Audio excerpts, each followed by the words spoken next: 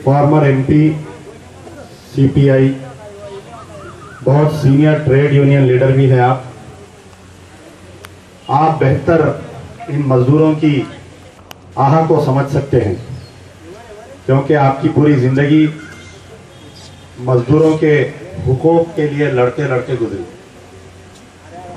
और दीगर लोग काबिल मुबारकबाद हैं। आज के दौर में दूसरों के बारे में सोचने के लिए इंसान के पास वक्त नहीं है, अपने बीवी बच्चों के लिए सोचने के लिए भी वक्त नहीं। आदमी इस दुनिया के चक्रव्यूह में ऐसा फंसा हुआ है कि किसी दूसरे के बारे में सोचने के अड़ोस पड़ोस रिश्तेदार, कई बार ऐसा हो रहा है कि अगर कोई मर जाता है या दवाखाने में भी एडमिट होता है तो उसको जाकर देखने की भी फुर्सत नहीं है। ऐसे दौर में तमाम एम्प्लॉइज के लिए भूख हड़ताल बैठना ये बहुत बड़ी बात है। जितने एम्प्लॉइज बैठे हैं भूख हड़ताल, मैं दिल की गहराइयों से उनका मैं इस्तेमाल करता हूं।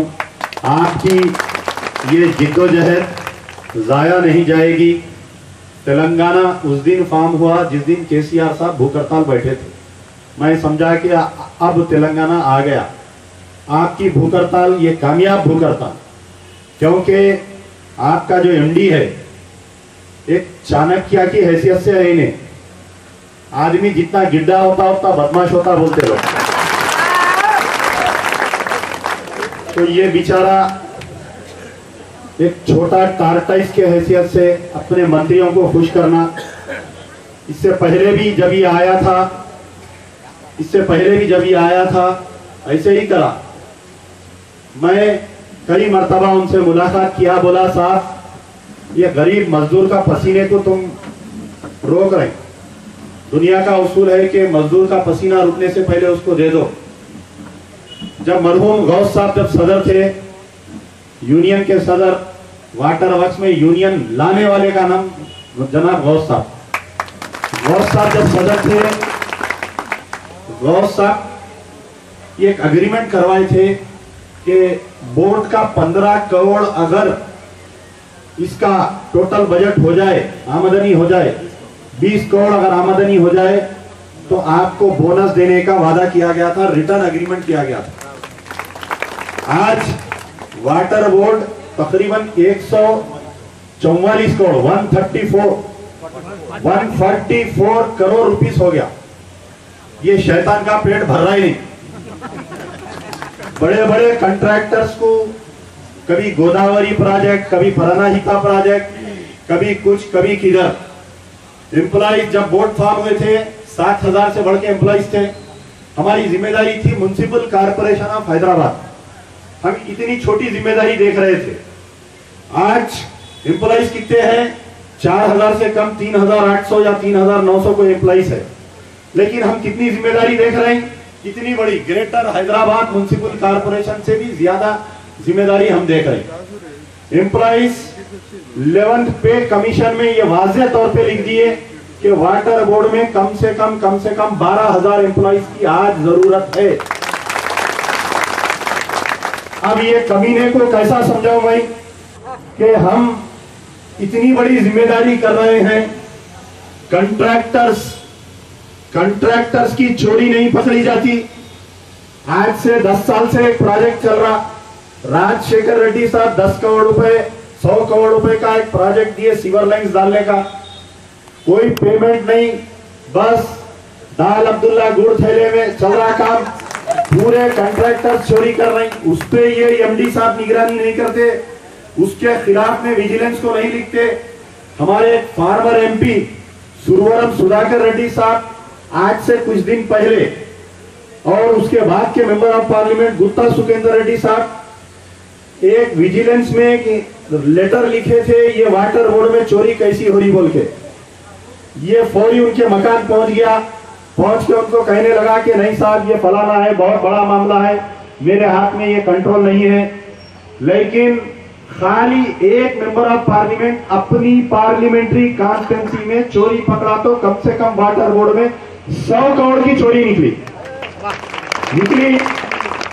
कुछ दिन पहले तक मंत्री थे, आपके ऊपर मुसल्लत थी यहां पर एक यूनियन, उनके कोई रिश्तेदार की चोरी पकड़े तो कम से कम 15-20 करोड़ की चोरी घटी नहीं घटी। आज एम्प्लॉइज के अगर हमदर्द है तो वो मंत्री भी आपके दरमियान यहां पर आकर बैठ सकता था, वो साबिक मंत्री नहीं आते, फिर आएंगे इलेक्शन में आपके वोट लेने के लिए। लेकिन मेरी वार्निंग है एमडी वाटर वर्क्स को, मेरी वार्निंग है हमारे चीफ मिनिस्टर केसीआर साहब को कि अगर एम्प्लॉइज का आज रात तक अगर फैसला नहीं हुआ, कल अगर पूरा वाटर वर्क्स का अगर डिपार्टमेंट बंद हो जाएगा तो याद रखो रमजान में अगर शहर को पानी नहीं मिलेगा तो कोई मंत्री घर से नहीं निकल सकेगा। ये एक पॉलिटिकल मूवमेंट बन गया। अगर पानी नहीं मिलेगा तो मैं समझता हूं कि कल शाम तक एमडी वाटर वर्क्स का भी ट्रांसफर हो सकता। मेरी इस एमडी को मेरी गुजारिश समझिए, वार्निंग समझिए। नोटिस बहुत भी जाते, हर 8 दिन को एक नोटिस आती है एमडी की, हर 8 दिन को तुम ऐसा नहीं करना, यूनियन वाले वैसा नहीं करना, स्ट्राइक नहीं करना। अरे स्ट्राइक हमारा जमहूरी हक है। हिंदुस्तान का जब कॉन्स्टिट्यूशन बना तो ये मजदूर का ख्याल करते हुए कॉन्स्टिट्यूशन में आर्टिकल में स्ट्राइक करना, धरना करना, जुलूस करना, अपने मुतालबात को मनवाने के लिए कॉलर पकड़ने की भी इजाजत दी गई है। इससे पहले कुछ मसले पर ऐसे ही एमडी साहब बहुत नखरे कर रहे थे। मैं बोला बिल्डिंग के 5 फ्लोर पे से फेंक दूंगा उठा के अगर नखरे करे तो। पानी की किल्लत चल रही और इसके पूरे एडवाइजर भी वैसे छोटे छोटे हैं, देख लो आप। एक को बेचारा कोई सत्यनारायण है और एक कौन है, पूरों को उतरते चुन के लाया, कहां से लाया नहीं मालूम बेचारा। तो ये पूरे गिड्डों की यहां जरूरत नहीं है, इनको मलेशिया चाइना भेज दो, इनको घर वापसी कर दो इनकी। मैं यहां पर हमारे अजीज पाशा साहब की मौजूदगी, मैं चाहता हूं कि आप चीफ मिनिस्टर साहब से नुमाइंदगी करें। आज सीवरेज बंद है, बहुत सारा पूरे शहर में कई कंप्लेंट्स आ रहे हैं। मैं एक ट्रेड यूनियन के साथ साथ एक पॉलिटिकल पार्टी का भी मेंबर हूं। ओल्ड सिटी में आज इतनी गंदगी हो गई, उधर से बल्दिया वाले स्ट्राइक, इधर से वाटर वर्क्स वाले स्ट्राइक। अरे तेलंगाना आया क्यों? ये गरीब मजदूरों के हक दिलाने के लिए तेलंगाना आया। ये मेरी माँ और बहनों को हक इंसाफ दिलाने के लिए तेलंगाना आया। जो 5 घंटे नौकरी का वादा, 6 घंटे नौकरी का वादा करके सरकारी मुलाजिमत दिए। आज मैं आपके दिल से पूछता हूँ, आप लोग घर से निकलते कब, घर को जाते कब? सुबह घर से निकलते 8 बजे, रात में घर को गए जब तक 8-9 बजते। बाद वक्त मिनिस्टेरियल स्टाफ जो घर को जाता रात में 11-11 बज जाते। नहीं, इनका पीआरसी काटो, इनका ओवर टाइम काटो, इनको संडे नहीं आते, इन्हों संडे कई को पैसे लेते वो काटो। इसका जहन खाली एम्प्लॉइज को परेशान करना।